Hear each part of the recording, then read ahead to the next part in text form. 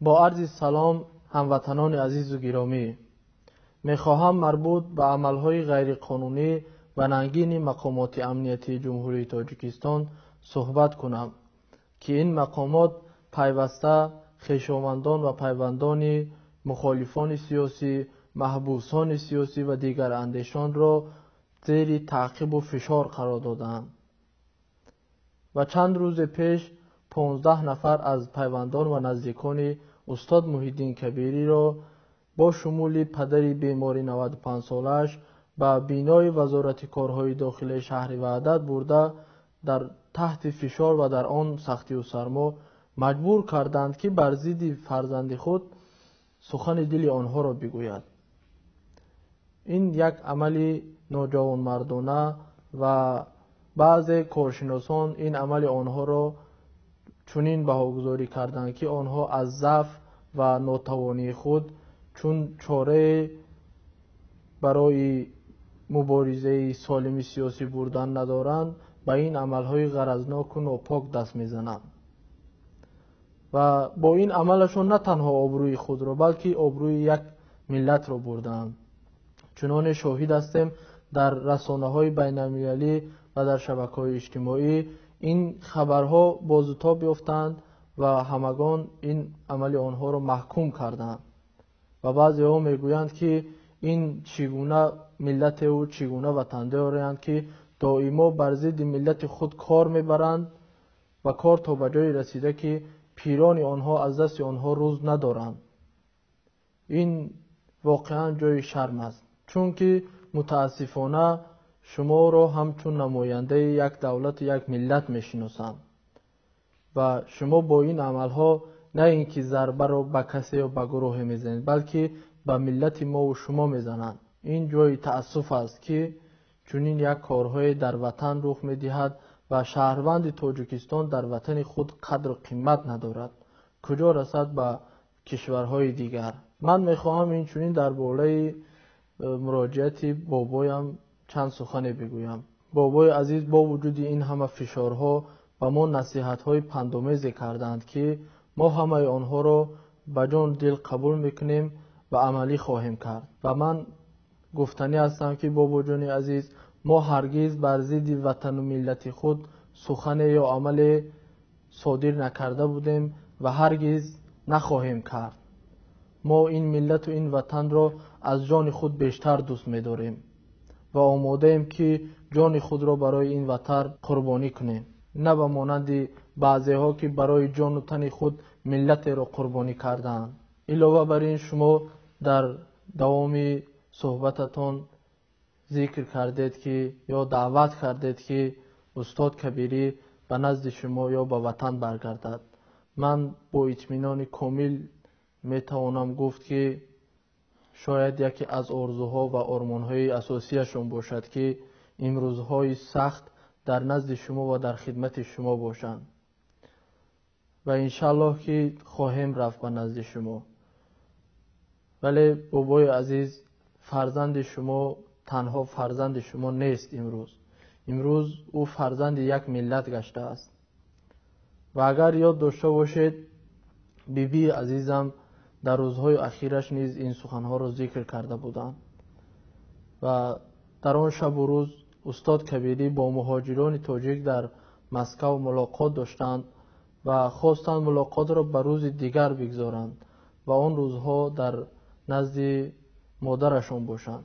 ولی بیبی عزیزم با آن کس گفتند که از این به بعد مادر تو این وطن است، برو در خدمت مادر و وطنت باش.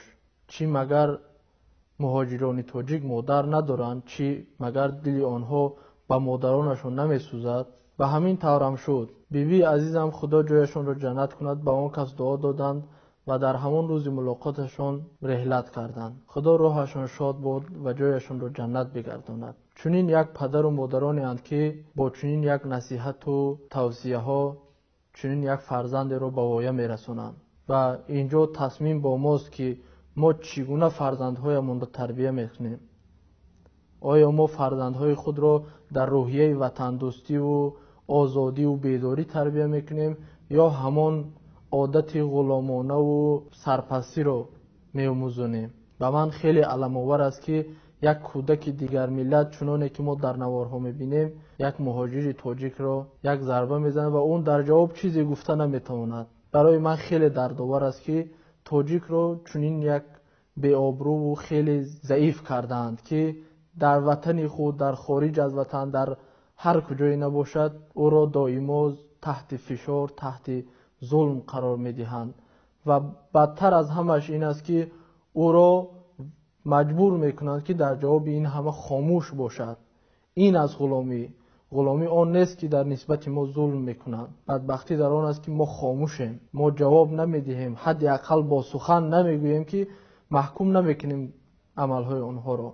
من اصلا که باور ندارم، ولی شما را چون همگان میدونند این سخنهای تحمیلی اند و امروزها ما میبینیم که چندین نوارهای پهن شدند که نوارهای ساخته که از پس دوربین به شهروندان وطن و هموطنان عزیز ما مجبور میکنند و سخن یاد میدهند که چی بگویند و اصلا آنها تصور ندارند که عموما در وطن چه حادثه های رخ داده است و درباره کی گپ میزنند. من در آن مسئله که گفتید که با خارجیان کار نکنید یا گپ خارجی ها رو نگیرید، من مطمئنم که این سخنهای تحمیلی اند و امروزها ما شاهدیم که از دهان مقامداران تا به همگانی که رسانه های حکومتی و نزد حکومتی این عباره ها صدا می دهد و جای تعجب است این است که در یک پیرمردی که اصلا دیده نمیتواند و حرکت کردن برای آن کس مشکل است و در قشلاقی که برق ندارد چگونه توانست که یک پیرمرد از عملهای فرزندش خبردار شود؟ واقعی است که آنها را این سخنها را تحمیل کردند و تحت فشار مجبور کردند که این سخنها را بگویند. آنها بار در آینه خود را نمیبینند که کی خواجه خارجی دارد و کی بازیچه دست دیگران گشته است، در حالی که چگونه میتوان که یک پارچه زمینی ملت را، زمینی وطن را به خارجیان هدیه داد؟ مگر این خواجه خارجی داشتن یا بازیچه دست کسی بودن نیست؟ ما در وطن تمام امکانیت ها را داریم، چندین نیروگاه ها داریم و برق نهایت زیاد داریم که میتوان به وطن خود، به ملت خود داد، ولی آنها به خارجی ها میدهند. مگر این خواجه خارجی داشتن نیست؟ امروزها تمام مقدسات دینی و مذهبی و فرهنگی تاجیک را زیر پا کردند و این همه فکرهای تحمیلی اند که از بالا به آنها تحمیل میکنند و آنها امروز همه عملهایی که خودشان صادر میکنند به وطن خیانت میسازند و خواجگان خارجی دارند و تمام آن بدیهایی که دارند عملی میکنند و این عملهای خود را به سر شخص یا گروه میزنند. مقامات امنیتی به جای تامین کردن امنیت در مرز و بوم وطن که وظیفه اساسیش به حساب می رود، امروزها ما می بینیم که یک عائله آرام و آسوده که در امن زندگی می کند آنها را رفته خللدار می سازند، در حالی که در سرحد ازبکستان شهروندان جمهوری تاجیکستان را از سرزمین ما می دزدند و می برند در محبس‌های خود به حبس می گیرند. اینچنین در سرحد قرقیزستان که چندین شهروندان تاجیکستان را همه ساله به قتل می رسونند.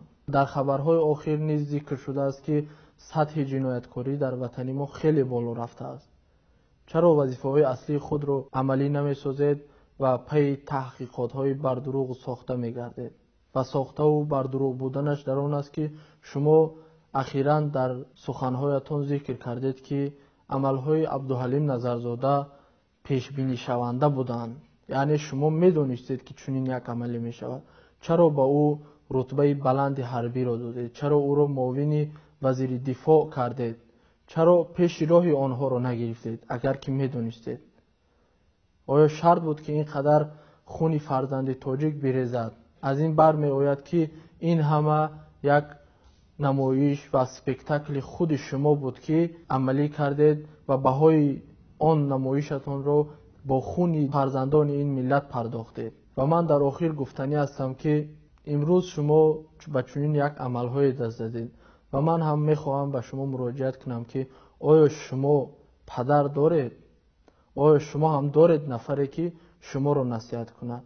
اگر داشته باشید لطف کنید به ما بگویید و ما هم به نزد آنها مراجعت کنیم که تا شما رو نصیحت کنند و این همه عملها و این همه شومی رو به سر ملت تاجیک نبیارید.